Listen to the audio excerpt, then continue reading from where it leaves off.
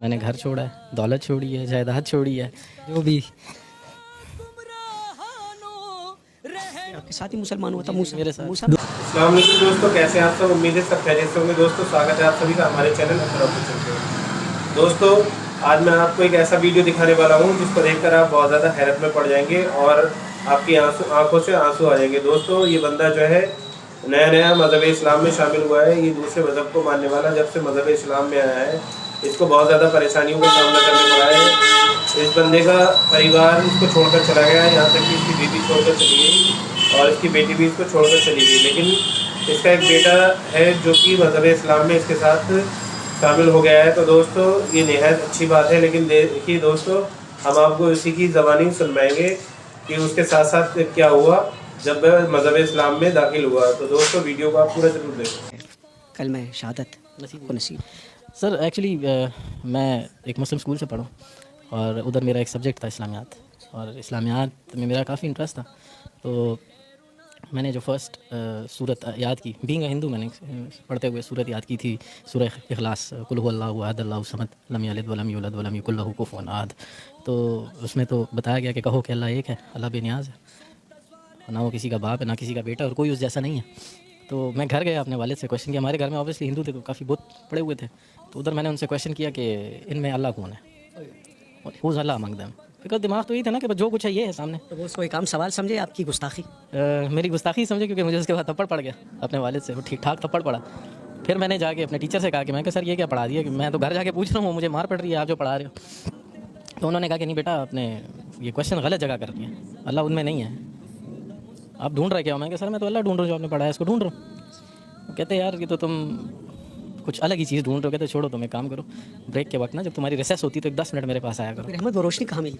Sir ये रोशनी जब मैं मैट्रिक में चला गया तब मतलब मैं इस्लामियात में इतना तेज़ हो गया था कि मेरे जो क्लास फेलोज थे मुझसे सूरतों के आयतों के तर्ज में पूछे थे पेपर के अंदर ना, ऑलमोस्ट 2-3 को तो मैंने खुद ही पेपर भी करवा दिया था। तो बस उस वक्त ये रोशनी मुझे नसीब हो चुकी थी।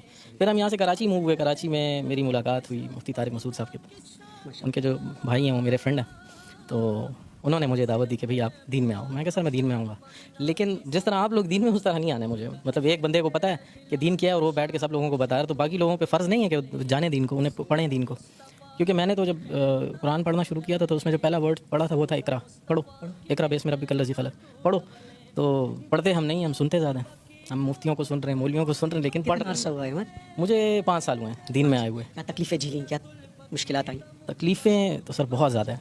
मतलब वो जो दीन आप लोगों को मिला है वो आसान है, और जो दीन हमें मिला है वो स्ट्रगल है। मतलब अगर मैं क्वेश्चन कर लूँ कि आपसे क्वेश्चन कर लूँ आपने दीन के लिए क्या किया, तो आपके पास इसका कोई जवाब नहीं है। लेकिन मैंने अपनी वाइफ छोड़ी है, मैंने घर छोड़ा है, दौलत छोड़ी है, जायदाद छोड़ी है, मैंने एक नौकरी छोड़ी है, वो सिटी छोड़ा है जो पसंद था मुझे, सब कुछ छोड़ तकरीबन सब कुछ छोड़ दिया। बस टोटल जो दौलत है वो मेरा बेटा है मूसा, मूसा। ये भी मुसलमान। जी जी जी। तकरीबन ये हमारी कुछ अरसा पहले हमारे घर पे कुछ एक फैमिली आई थी, मुस्लिम फैमिली थी, जानने वाले। तो वो यहाँ से लड़के गए थे, मतलब मेरा सर भी फटा रहा उसके अंदर, और फिर उल्टा हमें मार के और जाके हम पे ही रिपोर्ट कर दी। तो दिल दुख गया? दिल बहुत दुख गया था सर, बहुत दुखा था। बस उस रात में अल्लाह माफ़ करे, अल्लाह से गिला करके सोया था कि या अल्लाह, मतलब तूने तेरे रास्ते पे आए हैं और तूने इस तरह हमें ज़लीलो ख्वार छोड़ा हुआ है। तो तकरीबन फजर के वक्त हम नमाज़ के लिए उठते हैं, तो मैं नमाज़ के लिए उठूँ और उठूँ तो देखें सामने एक तेज़ रोशनी है मेरे बिल्कुल सामने। उस तेज़ रोशनी में जो है वो सरकार दो आलम खड़े हुए हैं, तशरीफ़ वहाँ पे खड़े हैं, और मुझे उन्होंने आवाज़ दी, या अहमद, फिर कहो या अहमद, ये, फिर कहो या अहमद, ये कहा उन्होंने। तो मैंने उन्हें सलाम किया। तकरीबन 16 मिनट हमारी बातचीत रही, और तकरीबन जो भी